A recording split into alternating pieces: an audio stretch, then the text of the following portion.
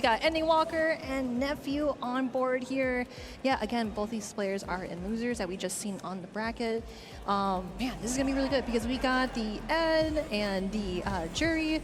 So I wonder how this is gonna kind of combat through because again, Ed has those strings to kind of initiate some sort of like gap closure and also extinguish the fireballs coming from Nephew as well.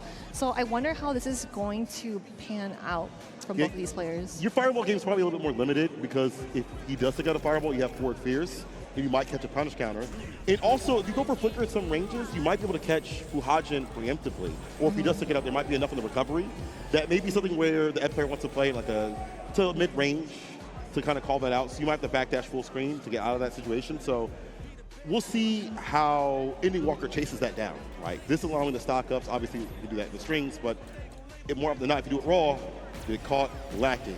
Here we go. So here we go, losers. Happens. Let's get it. That's right. EndingWalker with that ridiculous corner pressure he has had all day. I want to see what Nephew does on defense. I want to see the drive reversals, the DPs, like what the timings are, play buttons, OD fireball. Okay, so maybe the play is now OD fireball, nice and close. I also like, I like that Fuhajin charge as well. And nice baiting out the anti-air coming in from EndingWalker, but he did that back jump just to tie things away with those strings. Mixing with the crouching kick, Fuhajin stocks up, counter hit, not the right combo, perfect parry, and the punish right after. I like that, cycle blitz knockdown. Yeah, you really cannot test those instincts EndingWalker has. With those perfect parries on deck, he knows when to press it. So here we go, Nephew back into the corner here, and that's huge. EndingWalker just taking the first round so strong. Really, a string of buttons right there. The second one, catching Nephew on the wares. That's first round here to EndingWalker. Stand Pierce, puts the face. Pierce. Yeah, no confirm whatsoever. Yep, getting hit by the medium punch, and here we go. Feng Shui engine, especially in the corner. We're definitely going to see some Juri mixes, but misses some hits. It's a little too far. I get nice and close. That's a lot of bar to utilize here. And you see the cancel after the foot dive. So she does get in that custom combo sort of thing. Follow up to medium, follow up after the dive kick, one more hit. No, misses the overhead. Here we go, EndingWalker just living by a sliver here. And again, Nephew is in burnout, so he really has to be careful here. Oh my gosh, that's gotta hurt. Options, as you no, mentioned. misses it, and going in for the anti-air. EndingWalker staying composed as ever. Nephew really gotta close this out, and goes for that trade. Nephew is in the green, even though he is in burnout. Staying solid, where it could have been a drive impact here from EndingWalker or anything. Well, EndingWalker does have bar at the bottom. I love the attempt, just kind of like slowly walking up and going in for the toes here. Here we go, Super 1 on Wake Up. And level 1 to get some distance with it. Dash, drive rush, overhead lands. Blessings from above. Oh, that was close. No, the OD fireball, just the wait, the perfect parry on Wake Up. Nice. Yep, the side switch coming in from the grab as well. And ODDP, Nephew does have that life lead too because, again, he can risk it. He has enough resources to kind of spend things out.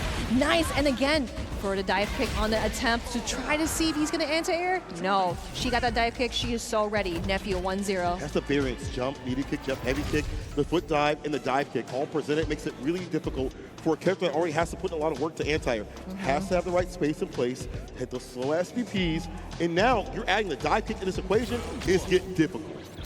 Exactly. And again, you know, like the mental stack is so real too because when you see Juri jump, it's just like, okay, I'm going to anti-air. Wait, no, she has a dive kick. You got to delay it just a little tad bit.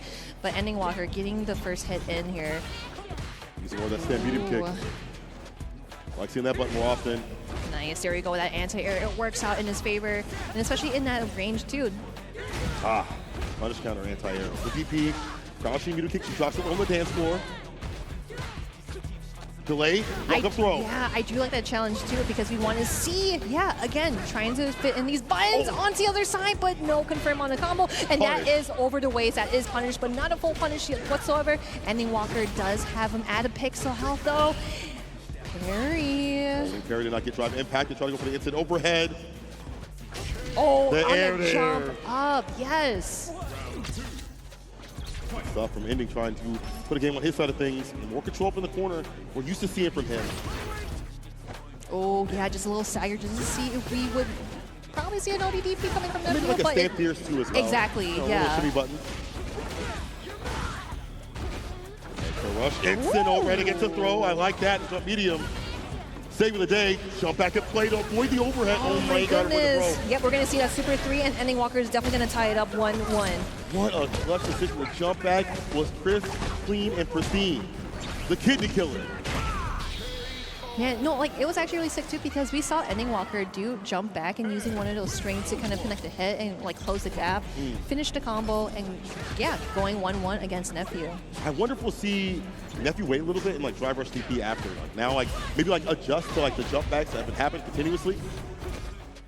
Dash up medium, the bus rate, stack stepping. Maybe hoping for tap parry, DP. Oh, the DP lets There it is. That's what we were looking for, but misses the DP here. Nephew's getting a lot of good stuff coming out of this. But again, that perfect parry is so clutch. EndingWalker switching sides here. Whoa, and there it is. Nice, he commits to that upward option. Oh, again, yeah, you see him charging up. Definitely do the ODDP just to get out of there. And the parry as well. Backdash away. Nephew is so patient. Being in burnout, totally fine. We got that round 1 up. He's got that roundhouse. The stand fierce. Great shimmy tool. Been hard for EndingWalker to find a whip button. Continuously gets that button. Cycle Blitz is after it. Flicker. It's a throw. Hold parry, so it's in strike throw range. Oh no, misses the whip punish, but that's actually really sick. Just keeping him in there. I do like the attempt to backdash away, but Nephew was able to catch him down, and now we have activated Feng Shui Engine. Room. Empty throw. Goes up the tap parry. Tap parry again. That's something that I feel like Nephew can lock onto. Oh, onto the other side. Yes, that's unfortunate. Now, EndingWalker can definitely close things here, but he does have the opportunity in this situation. Yes, with no bar necessary. Spin at the bottom. Saves at level 3. This last round going down. Game to game round around. Let's see if we get that dream conversion. That's not something we've seen from EndingWalker too continuously. He's been hunting for more level 3s more often than not, so he's looking for the damage. Yeah, and already at 90 seconds, look at the meter utilization from Nephew. He's already half bar drive meter and kind of like going back, so he's really got to be careful before he burns himself out, especially in this situation. Wow. EndingWalker going in for that DP through the fireball. Yeah, the invincibility saving the day. Let's get the crouching medium punch follow-up, though. Stocking up the Fuhajin. Renko kick. Psycho Blitz. Hustle with that Psycho muscle. Gonna expend all the drive gauge, all the bar at the bottom. And to keep the drive gauge, that means the drive gauge after this could be drive rush stand fierce, be OD fireball, OD flicker, oh, the fake up until the crouching medium kick hits. Oh, he's definitely trying to fake it out. There it is. EndingWalker getting 2-1 over Nephew. And again, this is losers. So whoever loses this is definitely going home. Oh, yeah. Now we go back to the character select screen just to chill for a little bit. I don't think anyone's switching. No, Nephew just needed that water, he just needs a second. Yep. Get that water. Yeah, you just gotta chill, take a breather. Yeah, I mean, just like how Juri's doing, like she's looking at her phone, kind of looking through some tech. All right, cool, I'm ready. Let's get it. We'll see what happens. That corner pressure again from EndingWalker has been insane. We have seen adjustments here from Nephew in terms of like him going with the stand fierce at the right ranges, make it hard to read that, hard to whip punish it. We'll see. He's got what it takes to give himself at least another game. More action. Renko kicks, counter hit, stocks up right after it. Just the walk back with the throw. Puts on the fireball. Oh, what a perfect parry, and just returning the favor as well. Of course, scaling it down from the perfect parry. But here's that ODDP that we always see. Side kick again, the variant on those jump ins, making it hard to read. I want to see more of that, more of the aerial approach. See what happens there. EndingWalker can continue to check you outside the skies on the ground. Get the back throw. Yeah, getting that reset on the back throw here. And of course, the spatial awareness coming from EndingWalker, but he gets shut down here. Nephew going for that super, obviously not going to kill just yet. Yeah. It is going to put him that much health. You really got to be careful, but blocks overhead. Foot dive again. Nice and close. Jab. One close to, oh, Winston overhead. He knew what he was going for. Goodness. And he stopped and stuffed that. Again, yeah, it's so hard to call that out because the thing is that if you just don't do anything, Nephew just gets a free way in. Or you empty throw or low. Good one, Cammy. OD, side switch. That's so sick. I love that side switch. Use that bar. Oh my gosh, he's been calling that. Seeing him come through with the drive rush. EndingWalker going for that super as well.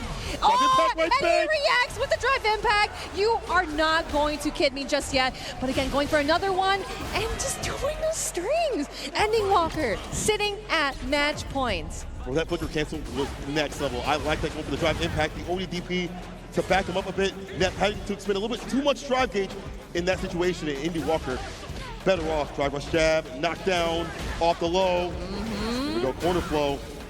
Yeah, and again, EndingWalker is wanting to find that hit confirm just to go into Super 3 here, and goes for the grab for the punish. And again, Nephew in the yellow. It's a one-touch scenario. Punish counter, crumple, still skin.